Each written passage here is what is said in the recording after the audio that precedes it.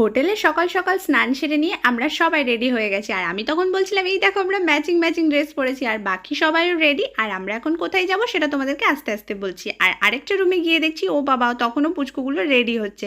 এই পুচকুটা চুল বাঁধছে আর আমার বেটু জ্বালাচ্ছে। যাই হোক বেরিয়ে তো পড়েছি।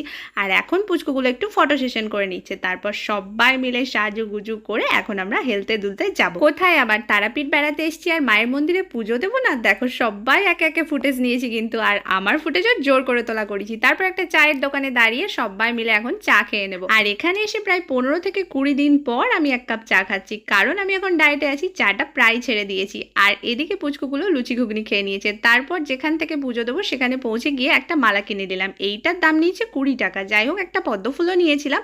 আর মায়ের যা যা পুজোতে লাগে সেগুলো ওরা রেডি করে দিয়েছে। আর এখান থেকে একটা চুন্নিও নিয়ে নিয়েছি, এটাও 10 টাকা দাম নিয়েছে। তারপর দেখো এই গরুটা সবে সবে মা হয়েছে, পরে বুঝতে পারলাম, তাই বাচ্চাটাকে এরকম করে আগলে রেখেছে। যাই হোক খুবই ভালো লাগলো। তারপর এমন একটা জায়গা দিয়ে গেলাম যেখানে আগে কোনোদিন যাইনি।